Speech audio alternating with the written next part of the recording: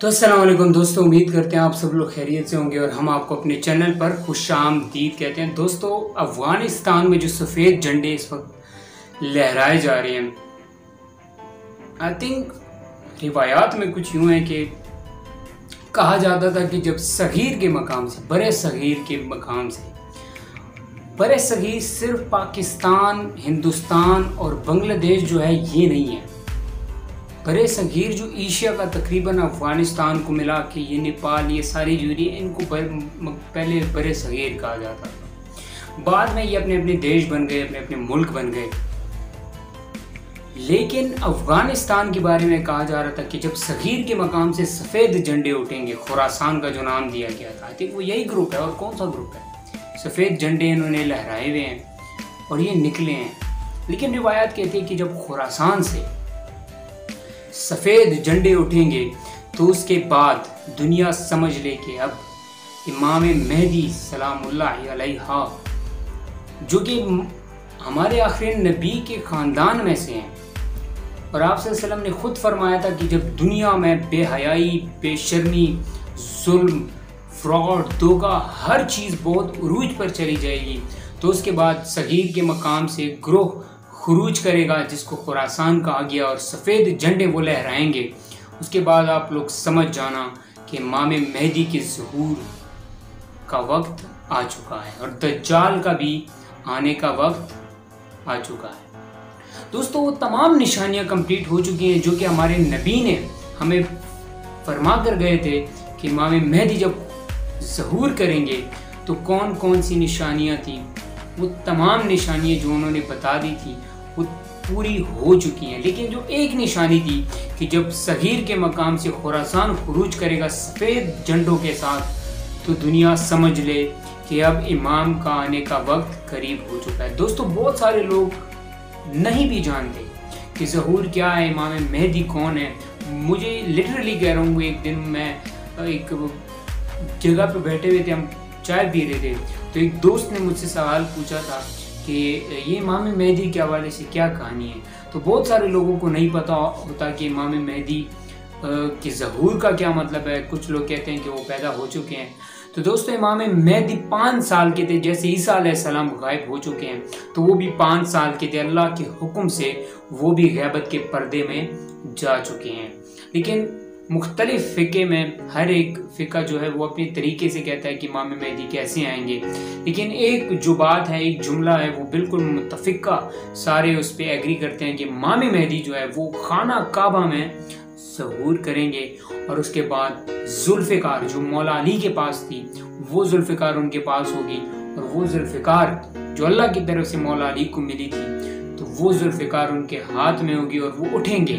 पूरी दुनिया में ये जो जुल्म, ये जो बेशर्मी, ये जो बेहयाई, ये जो फ्रॉड, ये जो धोखे, सब कुछ जो बाजार गर्म है जुल्म का, इसके खिलाफ वो जिहाद करेंगे। और ये खुरासान की फौज, यानी कि अफ़गान तालिबान, यानी कि ये सफ़ेद झंडे वाले, ये भी उनके साथ मिल जाएंगे और ये भी उनके साथ जिहाद करेंगे उन कुफारों के खिलाफ जिन्होंने जुल्म का बाजार गर्म किया। Who is दज्जाल? हर बंदा कहता है दज्जाल कौन है, जो एक आंख वाला है। दज्जाल जब खुरूज करेगा, दज्जाल उसके 10 दिन बाद इमाम मेहदी आएंगे खाना काबा में। उसके बाद दुनिया में एक नया निज़ाम शुरू हो जाएगा, और हत्ता कि ये स्ट्रगल इतनी जाएगी कि इमाम मेहदी पूरी दुनिया पर हुकूमत करेंगे। और उसके बाद मुख्तलिफ रिवायात है कि इमाम हुसैन अलैहिस्सलाम आएंगे और वो भी हुकूमत करेंगे। वो तो बात की बातें हैं कि ऐसा क्या होगा या नहीं होगा, क्योंकि फ्यूचर का सिर्फ अल्लाह ताला को ही पता है। लेकिन रिवायात जो मैं बयान करने जा रहा हूँ कि उसके बाद एंड टाइम होगा और इस दुनिया को दी एंड किया जाएगा, इस दुनिया की किताब को बंद कर दिया जाएगा। दोस्तों, ये दुनिया आदम से बनी है और अब तक सिर्फ जुल्म, कत्ल, खून खराबा, बादशाहत, क्योंकि आदम अलैहिस्सलाम के 2 बेटे जब वो एक तख्त पर लड़े, एक ने दूसरे को कत्ल कर दिया, तो दोस्तों ये दुनिया क्यों ना लड़ेगी?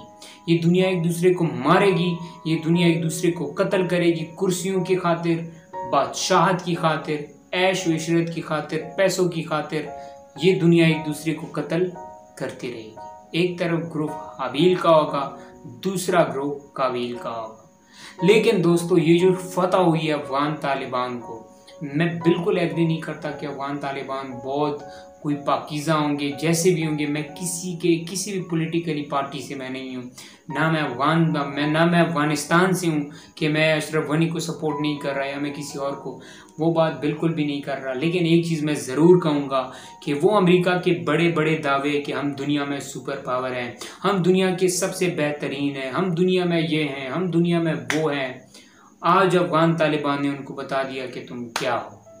तुम्हारी खाक इधर पड़ी है, तुम्हारी खोपड़ियाँ इधर पड़ी हैं, तुम्हारे अपने जो लाशें उनकी हड्डियाँ इधर पड़ी हैं, अगर हिम्मत है वो लेकर जाओ। लेकिन वो कुत्ते अपने जहाज़ों में सवार करके भाग रहे हैं। तो दोस्तों ये बहुत बड़ी फतह है दुनिया के लिए, खुशी मनानी चाहिए। इसलिए नहीं कि वो दहशतगर्द हैं, वो अनपढ़ है, वो जाहिल है, वो बात की बातें हैं कि वो कितने जाहिल हैं, उन्होंने क्या किया अफगानिस्तान में। मैं भी मानता हूँ गलत हुआ, इस तरह कब्जा नहीं करना चाहिए, क्योंकि आप जब भी गवर्नमेंट में आते हैं आप मेरिट के बेस पे हैं। लेकिन क्या ये मेरिट नहीं है कि उन्होंने 20 साल जंग की है सिर्फ अफगानिस्तान को आज़ाद करने के लिए और अब वो गवर्नमेंट चाहते हैं। आई थिंक ये मेरिट के खिलाफ तो नहीं है, लेकिन वो इस गवर्नमेंट को चलाएंगे कैसे, that is important. This is not important कि वहाँ पे गवर्नमेंट किसकी है। इम्पोर्टेंट ये है कि वहाँ पे जो गवर्नमेंट किसी की भी चल रही है वो गवर्नमेंट कैसी चला रही है। वहाँ पे क्या इस्लामी निज़ाम नाफिज होगा? अगर इस्लामी निज़ाम वहाँ पे नाफिज हो जाता है तो क्या आप नहीं चाहते कि वहाँ पे इस्लामिक निज़ाम हो? जो अफगानिस्तान के अयाश लोग हैं वो चाहते हैं कि ऐसी हुकूमत आए कि हम कोई भी कपड़े पहने, हमें कोई मसला ना हो।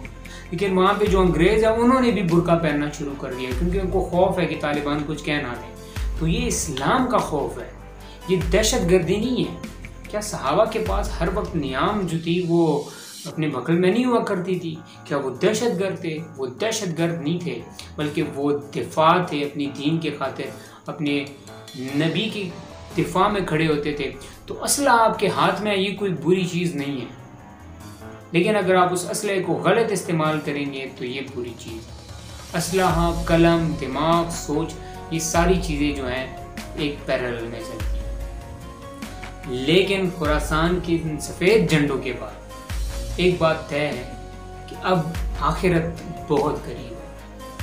हम सबको अपनी गुनाहों की माफ़िया मांगनी चाहिए। हम भी गुनाहगार हैं, हर बंदा गुनाहगार है, हम सबको माफ़िया मांगनी चाहिए। लेकिन इस्लाम की जीत अब हो रही है। वो इस्लामोफोबिया, वो इस्लाम के खिलाफ बकवास करने वाले, उनको आज शिकस्त हुई। उम्मीद करते हैं दोस्तों आप लोगों को वीडियो पसंद आई होगी। मिलते हैं नेक्स्ट वीडियो में। खुदा हाफ़िज़।